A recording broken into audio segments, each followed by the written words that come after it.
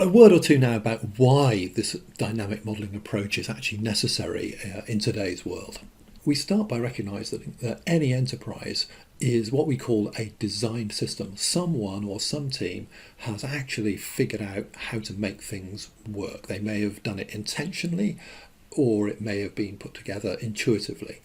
So what a model helps us with, it helps with three things. Firstly, it helps us explicitly design the system so that if it worked the way we expect it to work, it could perform well. It has the potential to perform well. But we don't stop there. When we're actually running the system, when we've started a new business or we've started on the initiative or we're adapting the strategic plans for the function or for the business, the models help us manage the system continually. It joins up those performance indicators back into the action plan so the business actually does perform well and fulfills its potential. Now, things will of course go wrong. And then the model comes in and helps us a third time because it helps us figure out how to actually fix the system if it goes wrong. Now, we can do this at any level. We can do it for the whole organisation. That investment company facing the profit crisis, we had the whole management team right at the top of the organisation working together to figure out how to crack the problem. Or we could do it for any part of the organisation. The vaccines problem was essentially a marketing and sales challenge.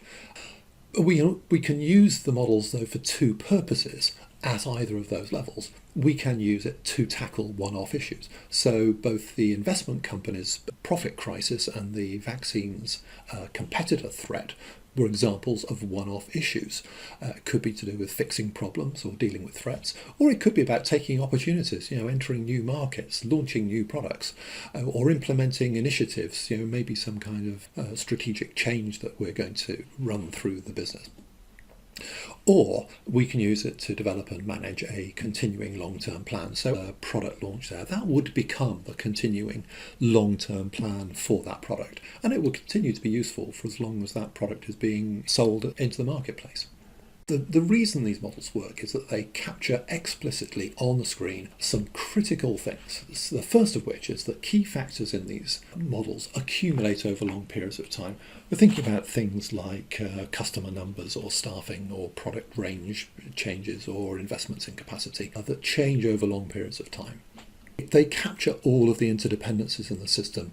Everyone says they want joined up plans. Well, this is how to get joined up plans.